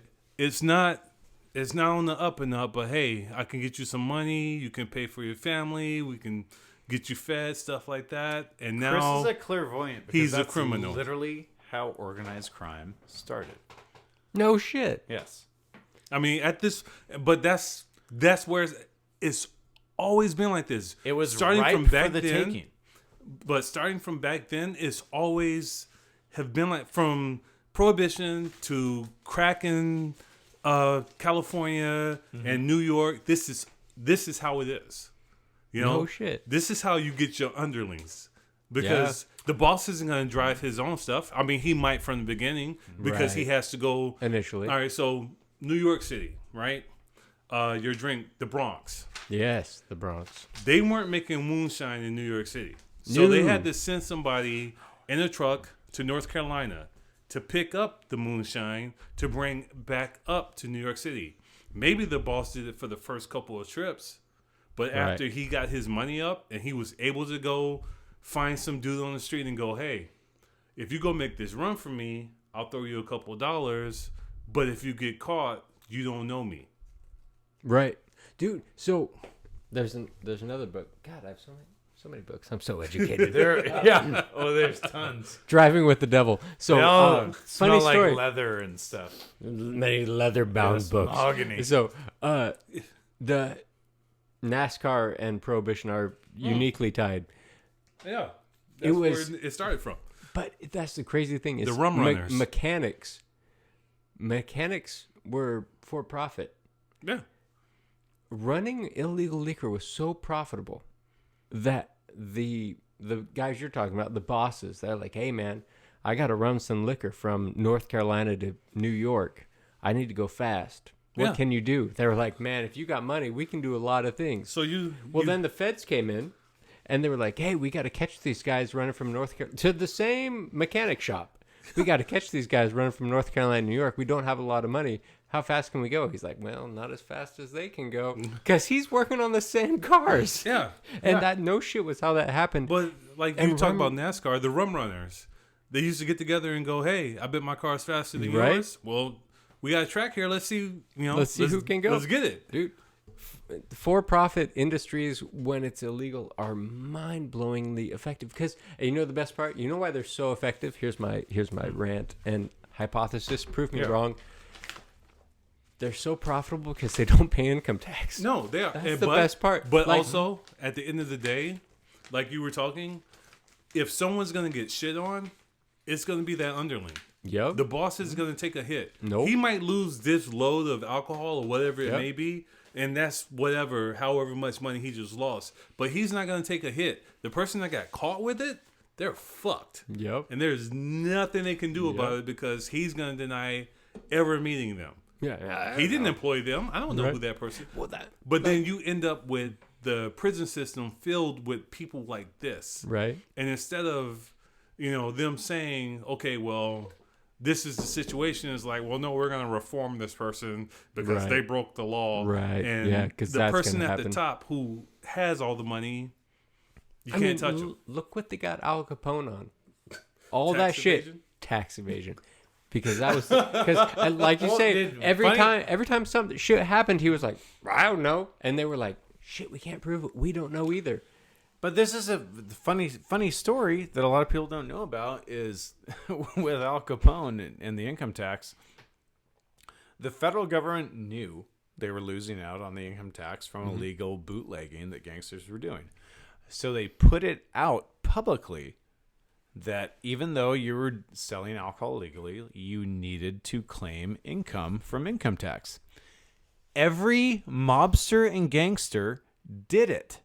No shit. Except Al. And they all got And away that's with why, and they all got away with And- it. and so the- and that's the only reason Al Capone went down. Literally. Is all he had to do was comply. But he didn't, for historically, looking from all the resources I read, and he never took any records. it. That would, So he didn't know how much cash he had. I read that was a common thing. They thought, well, shit, if I never document it, you can't prove it because Right. I'm the only one that has any evidence, and if I don't retain that evidence, if I don't record that evidence, you can't prove it. Hmm? Al Capone was only convicted because all the jurors that he bribed and threatened were then replaced, and then new jurors came in, and before he had a chance to bribe and threaten them, he was convicted. That's the only reason that happened. But if he would, But if he would have just paid his income tax. think about that though. So the government's like, this is illegal, but if you're doing it, and you pay us money via your income tax, we're not going to prosecute you for the thing you're doing. Think about that. Think about how many people told the government, I'm making a shit ton of money. How? I'd rather not tell you. And the government was like, well, if you're paying us, we don't care. Which was the reciprocity that was going on. And now we go back to the hypocritical, like, wet, dry, like, don't. And this is the main takeaway, in my opinion. If you pay the government for whatever illegal shit you're doing, the government will not prosecute you because you're literally paying them. And that's how bribes work. Like, that was the whole thing. Even Al Capone, he was bribing all the low-level officials to get away with it. But he forgot to bribe the IRS with income tax. How did he forget that? I don't even think it was a forget that. I think it was more of a... I think he never thought it would get that far. Yeah, I thought he didn't care. He thought he was just untouchable. I mean, but he still bribed all the lower ones. Yeah. He bribed the city officials, the state officials. He No, bribed the cops. He didn't bribe them. He paid for them. He bought them. Right. Well, they were his. Yeah, straight up. Like, he was paying them more than they were making on their salary. They had to so bring. like, Remember, they had to bring in outside help because the local help. They weren't going to get brought down by the locals. They were on the payroll. Yeah. This judge works for me.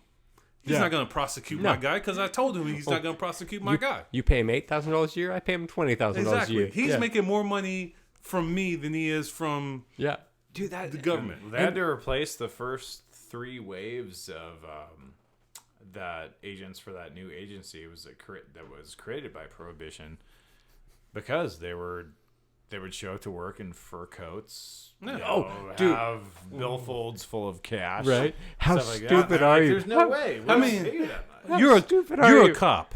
Yeah. Okay, you make back then what? Maybe $20,000 a year.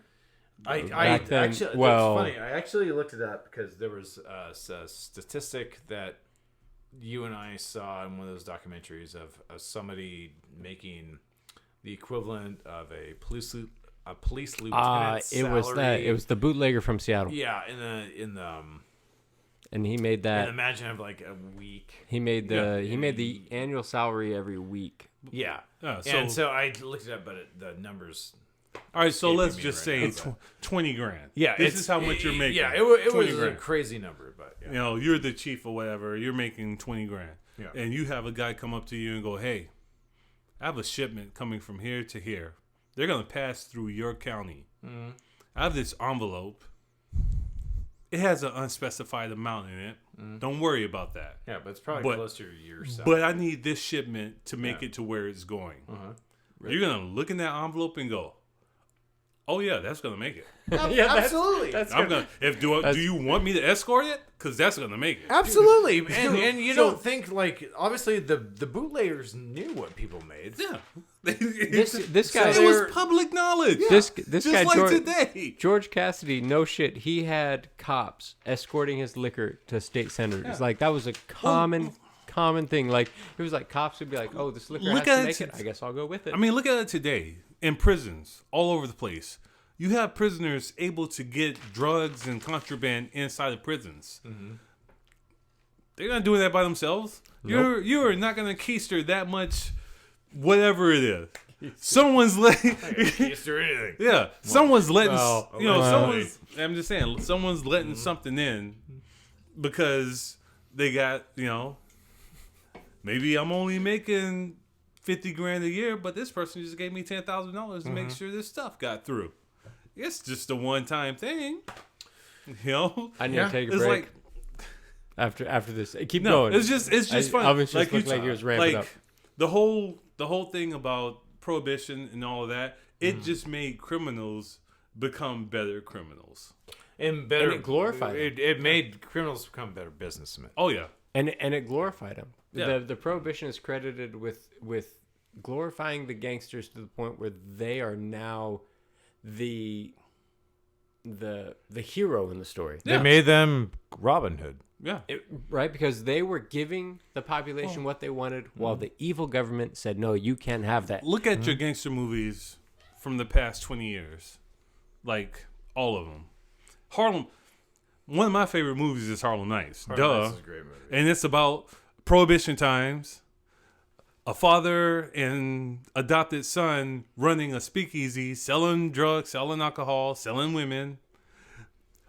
And they had, their front was a candy store. And they were heroes of the neighborhood. Yeah. You know? The shot houses. Yeah. Heroes. You're like, you're going to sell me liquor on Sunday?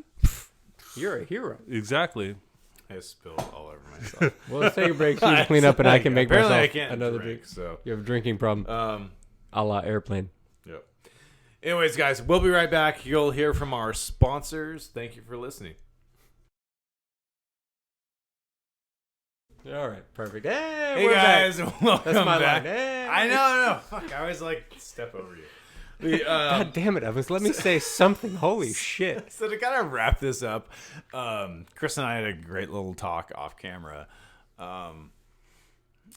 about like why we still have income tax, and that's a great question. Leading up to all this, obviously the things that were going on in the country, we needed some sort of tax. It just happened to be a tax on income to make up that government shortfall that was going on during Prohibition. So with the rise of technology, the Prohibition, all the things that were going on at the time, and then our sudden drop into depression, some pretty big things needed to happen. So obviously FDR's party comes in, and he starts talking about a lot of stuff that gives what I looked up her name one more time, that Lillian Cunningham refers to in her guest appearance on the podcast History Tellers, an off-ramp for politicians that were dries per se, because that was a popular thing, to get off, because we needed something to, the government needed a new revenue and something that could bring us out of this depression, because the income tax at the time couldn't do it. Right. The government needed more money to implement programs that could bring us out of this. So FDR came in on the platform essentially that the new alcohol taxes and the jobs that would be created, like we talked about earlier, in breweries, distilleries, drivers, distributors, things like that, storekeepers, things like that would do that. So that comes out, and then FDR comes out with what everybody knows about, historically speaking, as the New Deal. But in order for the New Deal to work, it could not just operate off the success of the new revenue that alcohol was bringing in. It needed that income tax. Now, why that income tax has hung around is because obviously those social services from the New Deal have hung around as well. So that's that kind of brings us to where we are now. And, we can debate, there is a debate of what social services, what are necessary, what are enabling, things of that nature. That's obviously a different topic for a different, different day. But that kind of brings us to, sort of where we are now as far as the income tax goes, and where that fell in with Prohibition and things of that nature. So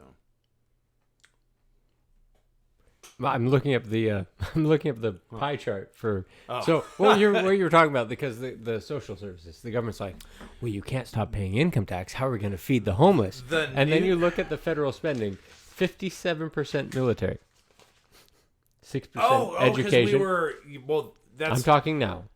Oh, for now. Yeah. Oh, okay. 6% government, 6% veterans benefits, 5% housing, 5% health, 3% international affairs, 3%.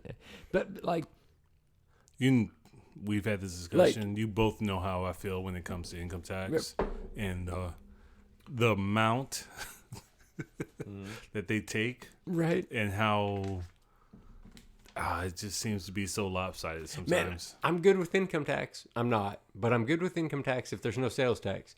But how do I pay income tax on the money I made? And then the money they choose to give me out of the generosity of their heart, then they're like, "Oh, when you spend it, you'll have to pay tax on that too." Oh. And by the way, if you invest it and you make a gain off the, you're gonna have to pay you tax. have to pay tax on that too. It's like, sweet Jesus, man! You know like, what? leave me alone. One of my favorite comedians said one thing, and every time I look at my paycheck, I believe it, because it's like the government, they're pimps. Yeah. And we're hoes. It's like the government comes through and they say some outrageous shit like, yeah, just God that make me some money and we'll take over, Rainier Mountain. And you're like, okay, I can do that. Let's do that. And it's like, wait a minute. I'm making the money. I'm just giving it to them? How is that math doesn't work out? Let me figure it. They didn't give me this job. Is that George Carlin? No, Cat Williams. Oh, close. Well, But it's a system we were born into. So more times than not, people just accept it as like that's just what it is. That's the thing. As opposed to doing the critical thinking as to why do we have it? Do we still need it? And it's like we pay them. I'm of the frame like of mind. we owe them a favor. Like Yeah, Well, they're doing something for you. I'm torn. Personally, I'm torn because I believe in a certain amount of social services up to a point. Okay, to a point. We live in Washington State, right? Mm-hmm. Do they take state taxes? No. But Only yet, sales tax and liquor tax. exactly. And road but tax. yet they're able cell phone to tax. take care of the roads. Mm-hmm. They're able to do all the infrastructure that they need to do to keep us running, right? Mm-hmm. So we pay mostly federal tax and Social Security. Mm-hmm. But at the end of the day, your Social Security is still not guaranteed. Well, that's true and not true because you're neglecting to include municipality taxes, county taxes. Okay, but that's through those, your house, but you're still paying your state. Like you pay the city, you pay the state. But when you look at your check, the gross, the federal taxable, and right. Whereas the other stuff, it's affected by the money you get after the fact. Exactly. Yeah. Okay. And it's like again. You pay into your Social Security, your 401k. This is stuff that's not guaranteed, right? But the money that you pay into the to the federal government, that's just guaranteed because they coming for it. Period. I don't care who you are. Which is interesting. Also, they put in the Federal Reserve, and although we're in debt in the trillions of dollars, they still let money sit in there, and our taxes make interest for them. So it's like I said. So we're transitioning to our next podcast. They pimps. They're a business. They're not it's not a government. Pimps up, hoes down. Yeah. Sounds like a Halloween party up in here. Yeah, it's a Where's weird Boyd? deal. To wrap it up. Sure, man. If you're done. Yeah, Like, I think You get me started talking about the IRS and extortion and fuck the government. That's a whole new. You want to talk about a criminal racket? Well, it's funny. It's because of the legalities of an income tax. I mean, they've been discussed since the Civil War, and there's a lot of interpretation that goes in the Constitution where people think where it's laid out that the government does have the power to levy a tax on whatever they want. And so it's. Didn't we fight a Revolutionary War? Wait, hold up! I gotta go to not car tab. specifically over that. It was was mostly taxes. It was mostly over them coming for our guns. Nobody shot until they were like, "We want to take your guns," and we were like, "Nah, you're not." Yeah, true, but they did that. I mean, they pushed the whole tax thing up until that point. It's like you're gonna pay these tax. Well, no, all right, we taking them guns, and then throw your tea in the harbor. Shit just happened. I mean, think about it. Washington State citizens said we don't want to pay more than $35 for car tabs. Okay, we're still paying $35 for car tabs. So we're still paying money. It's not like we're like, we don't want to pay taxes. We're saying we just want to pay a reasonable level of taxes.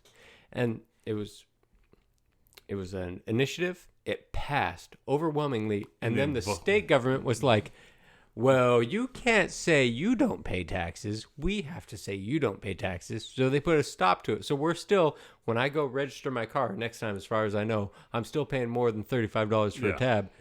And the government's like, but you don't know. You don't know that. You don't have the information. You can't say you don't pay taxes. Pimps up. Yep. We hose. Hose down. Dude, we're hose for sure. And nothing, this isn't anything against women. It's just the government. They're pimps. They take money from us to do whatever it is that they want to do. Protect us. To protect from ourselves. Usually. Yeah. Look, not a shout out, but Bishop Magic Don Juan wrote a book about this subject, and so did Iceberg Slim. And read this book, read both of their books, and see the parallels between taxes, government, and us. Because did you say Bishop? Yes, Bishop Magic Don Juan. Dude, that name alone is the most impressive thing I've ever heard. Bishop Magic, already impressive. Don Juan, which makes me think super impressive. Iceberg Slim. They were both he sounds like a lettuce. Prolific pimps back in the day, and they both wrote books about their business. Man, how good of a pimp were you when your name is Bishop Magic Don Juan? Oh, you wait till we're done here. I'm going to read these books. I'm going to show you some stuff. I'm going to put them on my Christmas list. All right, final thoughts. That's it. Let's just wrap it up. You no care for wild shout out? I think we both. Well, we usually do that in our promo. That we should cover that. Well, y'all miss out. You shout out? No, nothing. No. Final thoughts. Sorry, Ovens, for being so boisterous today. Yeah. You just caught me at a bad time with a good point. And guys, always speak your mind. That's a rule of thumb in life. That's a great thought. Time and place.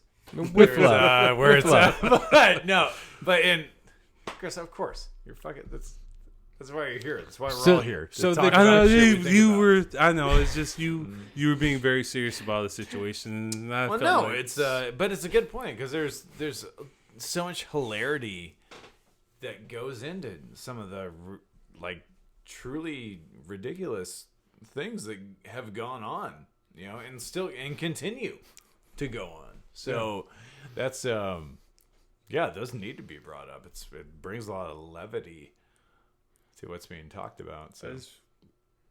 So there I was on a podcast as a white guy when a Jew accused a black guy of being the problem because he created income tax. I did not. I gotta go. Just cut it off. All right, we love you guys. Peace. Care for Wild. Donate. Giving Tuesday is coming up next week. Don't forget it. Cheers.